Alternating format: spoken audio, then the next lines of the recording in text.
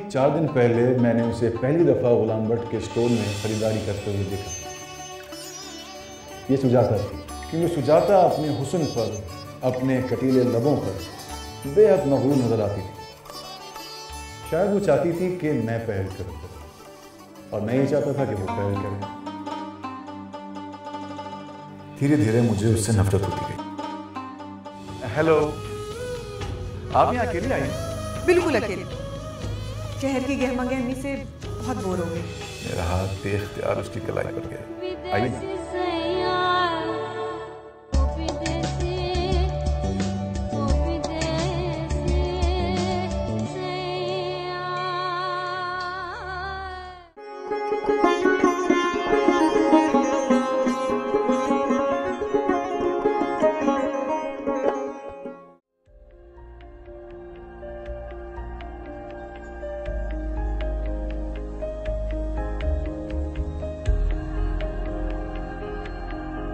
क्या आप मुझे पहचान गए?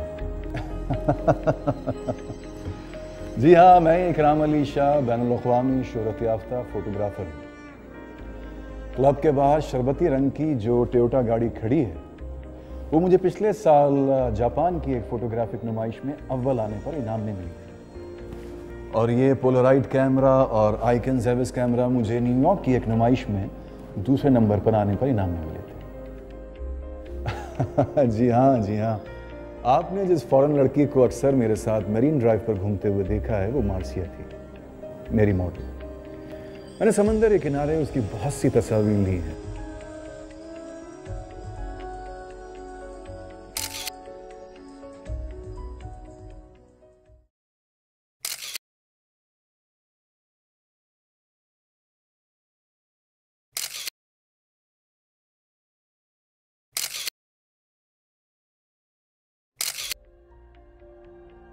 मुझे औरत और समंदर में ज़्यादा फ़र्क मालूम नहीं होता। दोनों की शख्सियत पुरस्कार है। दोनों बिलावजह तूफ़ानी हो जाते हैं और कभी बिलावजह शांत। कभी समंदर की लहरें प्यार करने वाली औरत की तरह अपनी उंगलियों से साहिल को गुदगुदाने लगती हैं, तो कभी यही लहरें मुहीब उछाल बनकर साहिल को काटने लगती हैं। ना समंदर समझ में आता है, ना औरत समझ में आती है। शायद इसीलिए मैं इन दोनों में बहुत कशिश महसूस करता हूँ। आपने अभी जो औरत के मजमूल और बेवकूफ़ होने की बात कही, तो इस सिलसिले में मुझे एक किस्सा याद आ गया। बल्कि किस्सा क्या है, पूरा वाक़या है।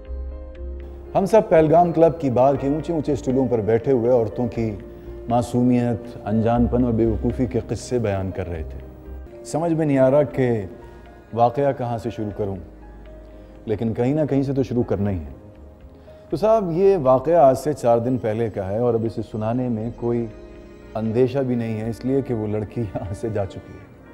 आज से ठीक 4 दिन पहले मैंने उसे पहली दफ़ा गुलाम भट्ट के स्टोर में ख़रीदारी करते हुए देखा।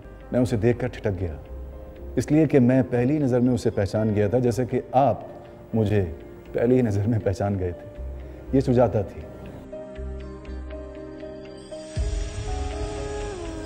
क्या कहा आपने? आप सुजाता को नहीं जानते? हैरत है। हालांकि सुजाता का शुमार बंबई की हसीन तरीन लड़कियों में होता था। उसने फिल्मों में भी काम किया, लेकिन ज़्यादा चली नहीं, इसलिए कि फिल्मों में चलने के लिए शक्ल के साथ साथ थोड़ी सी अकल की ज़रूरत भी होती है, आटे में नमक के बराबर।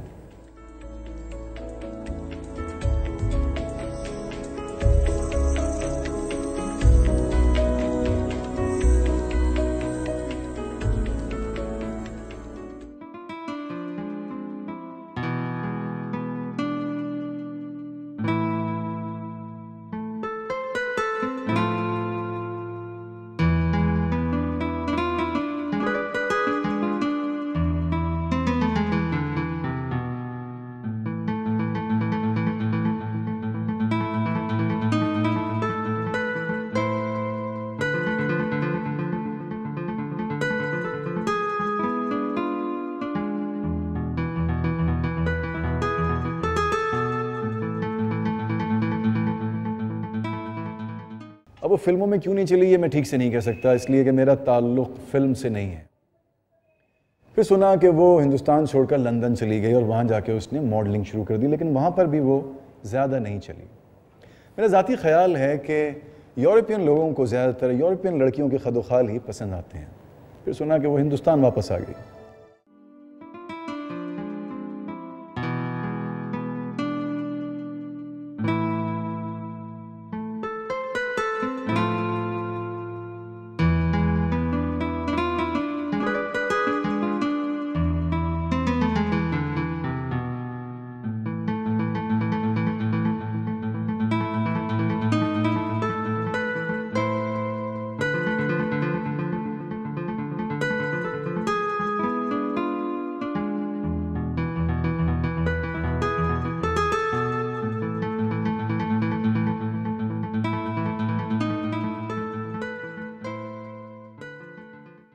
हिंदुस्तान वापस आकर वो Kirman and sons book sellers and publishers के यहाँ किताबें बेचने लगी।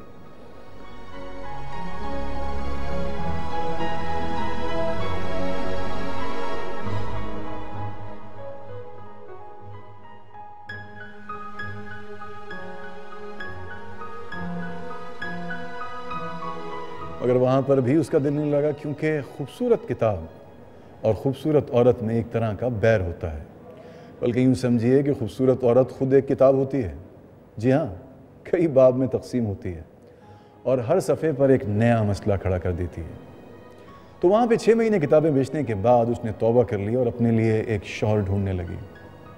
ये सब बातें मैं इसलिए जानता हूँ कि मैं एडवर्ड एवेन्यू में रहता हूँ और सुजाता आराम एवेन्यू में, जो एडवर्ड एवेन्यू से मुल्हिक है। एडवर्ड एवेन्यू के नुक्कड़ पर एक जनरल स्टोर था।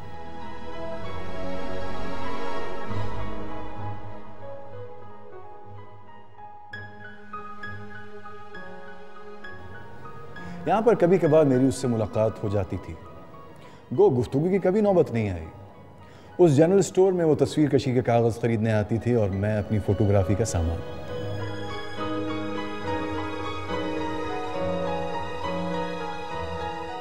कई बार हम काउंटर पर साथ देखे गए। 1-2 बार मेरी और उसकी कोहनी के दरमियान सिर्फ 2 इंच का फासला रह गया, मगर उससे बातचीत की नौबत फिर भी नहीं आई, क्योंकि सुजाता अपने हुस्न पर, अपने कटीले लबों पर बेहद मगरूर नजर आती थी।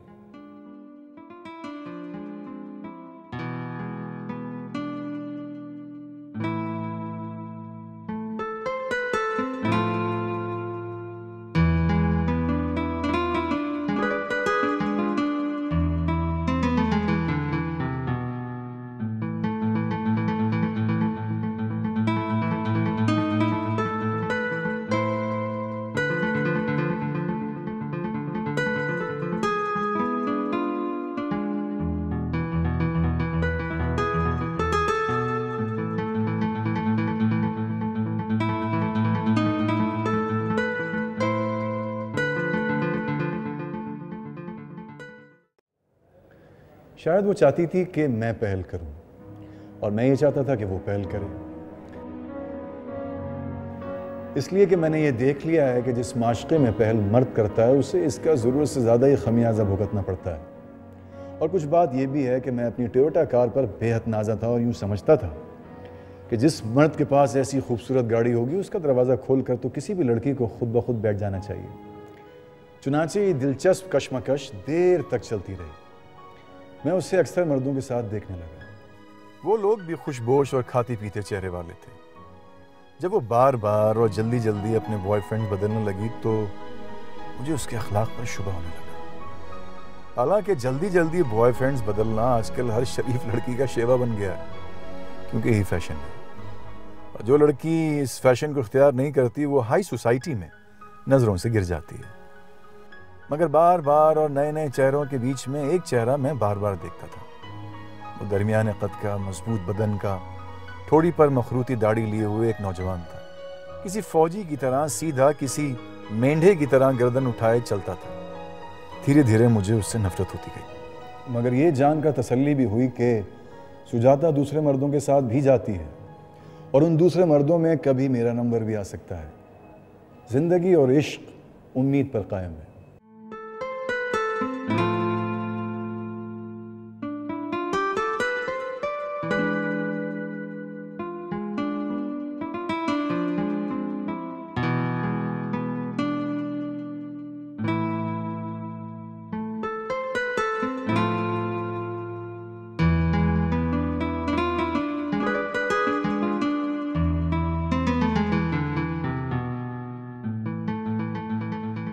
इसीलिए तो मैं आज से 4 दिन पहले सुजाता को पहलगाम में देखकर चौंक गया। वो अकेली थी और जगह भी नहीं थी।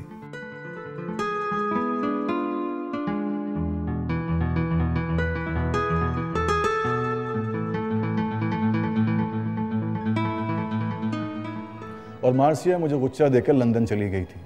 मैं भी बिल्कुल अकेला था और पहाड़ों पर अकेलापन बहुत खल जाता है। खूबसूरत फूल, चमकती बर्फ, बहते हुए झरने, सरगोशियां करते हुए अशजार, ये सब आपको औरतों की याद दिलाते हैं। हेलो। हेलो। आप शायद क्या बल्कि यकीनन आप एडवर्ड एवेन्यू में रहते हैं ना? जी हाँ। और आप आराम एवेन्यू में?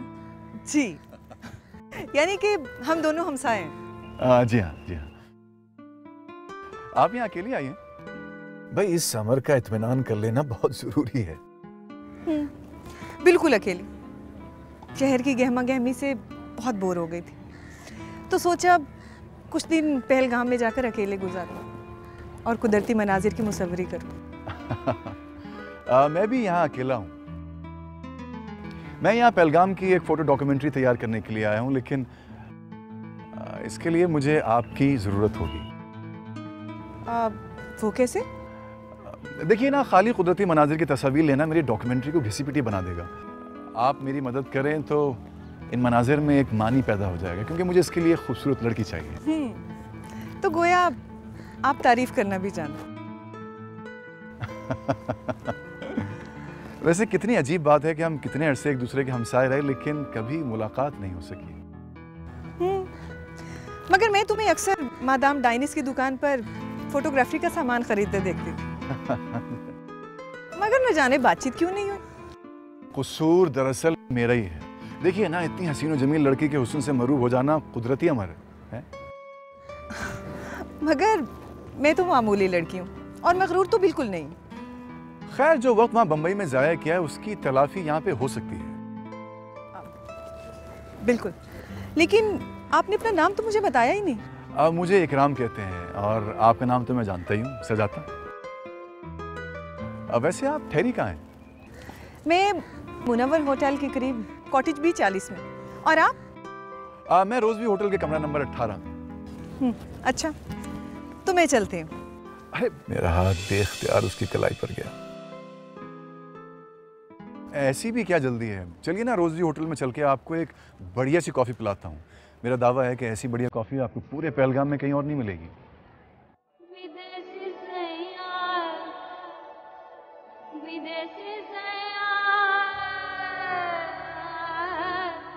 हाँ, तो फिर चलिए। आइए ना।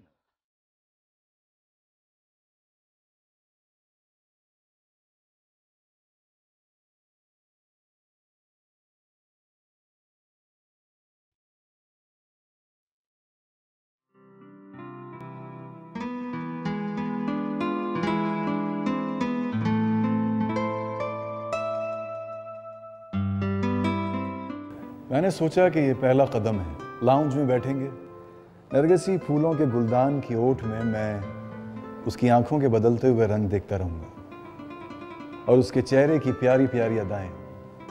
बातें होंगी मुसव्वरी की, शायरी की, किताबों की और जदीद तरीन फैशन की। और फिर मैं उसे अपना ताज़ा तरीन फ़ोटो एल्बम दिखाने के बहाने अपने कमरे में जाने की दावत दूंगा। यूं ही जीना बजीना इश्क का जज्बा बुलंद होता है। यूं ही हुआ, बातें हुई किताबों की, मुसव्वरी की। उसे जासूसी नावल पसंद थे, मगर ऐसी किताबों से नफरत थी जिनमें अक्ल का दखल होता है।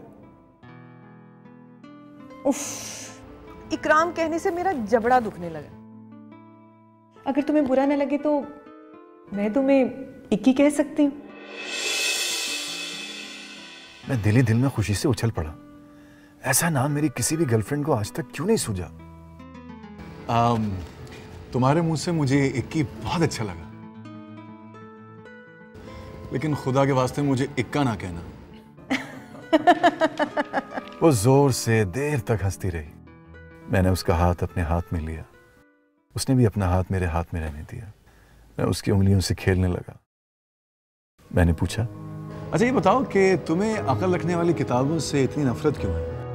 इसलिए कि मैं अक्सर देखती हूँ कि तमाम किताबों पर, हत्ता कि फलसफे की किताबों पर भी औरत की खूबसूरत तस्वीर लगी होती। अब जब किताब को औरत के सहारे के बगैर बेचा नहीं जा सकता, तो ये तो अकल की बहुत बड़ी तौहीन हुई ना। अकल की तौहीन नहीं, औरत की तौसीफ है। दरअसल औरत खुद एक तरह का फलसफा है। इस किताब को खोलकर वरक दर वरक पढ़ना चाहिए। मैंने पूछा, अच्छा ये बताओ कि तुम्हें फिल्मों में कैसी फिल्में अच्छी लगती हैं? ऐसी फिल्में पसंद हैं जिसमें मर्द बेवफा होते हैं और औरतें उन पर जान देती हैं, यानी कि बिल्कुल रवायती फिल्म है। अच्छा, तुमने मॉडलिंग क्यों छोड़ दी? वो लोग स्टूडियोज को बेडरूम में बदलने के ख्वाहिशमंद होते हैं और मैं इन दोनों जगहों को अलग अलग समझती हूँ। तुम्हारे लिए कॉफी और मंगाऊं? नहीं शुक्रिया, अब मैं चलती हूँ। अरे अभी कहाँ जा रही हो? चलो ना ऊपर मेरे कमरे में, तुम्हें अपना फोटो एल्बम दिखाता हूँ। ये तो मुझे कहना ही था।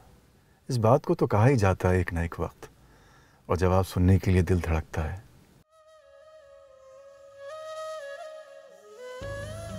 मुझे लगता है तुम्हारे पास वक्त नहीं है। मेरे पास वक्त ही वक्त है, लेकिन मैं तुम्हारे साथ कमरे में क्यों चलूं?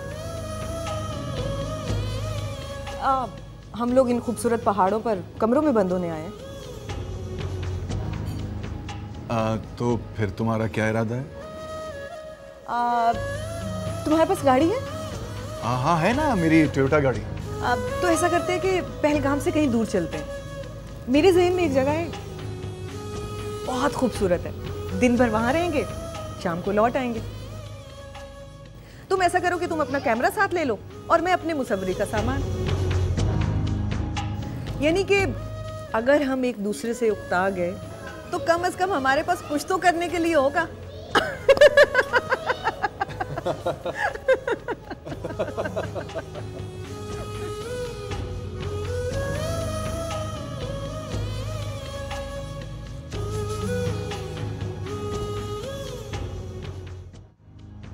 मेरे जहन में अचानक वो वादी घूम गई।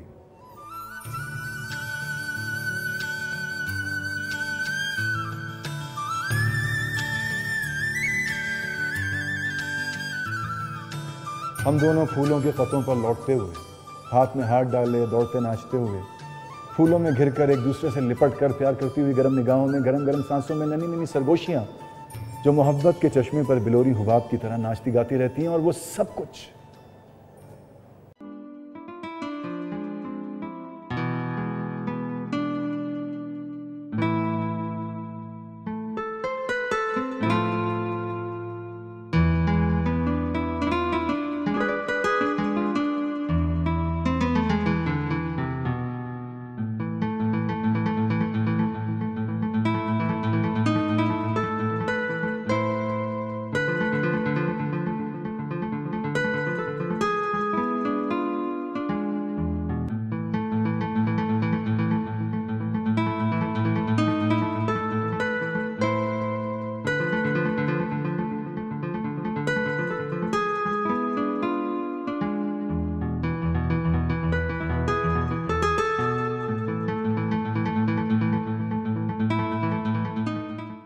खैर साहब, मैंने गाड़ी निकाली और पंचक्की के पुल से होता हुआ चंदनवाड़ी की तरफ बढ़ गया।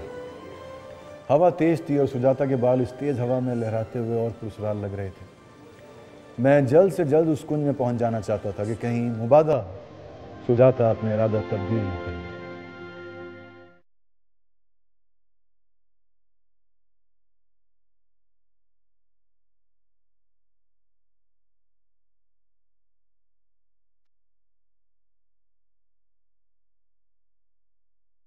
बड़ी खूबसूरत जगह थी, जैसा कि सुजाता ने बयान किया था।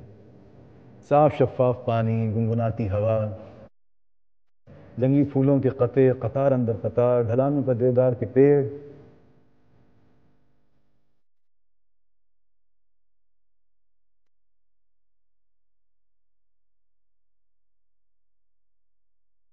बादल सफेद बतखों की तरह आसमान पर तैरते हुए, और यकायक एक आदमी हमारी तरफ बढ़ा।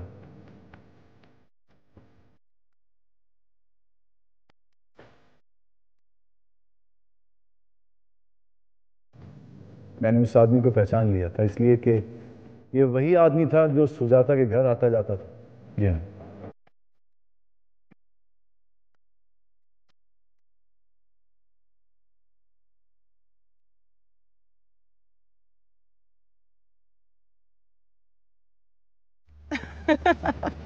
बहुत अच्छा रहा सफर आपके साथ।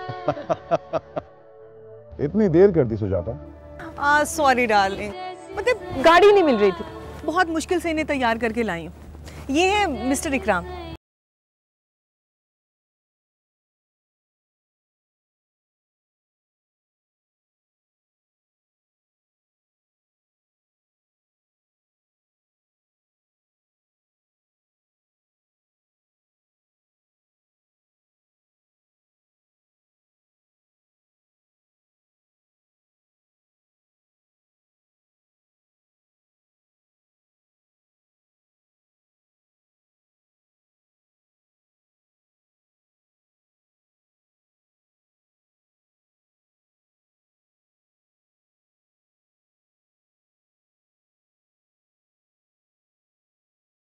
करना पड़ा।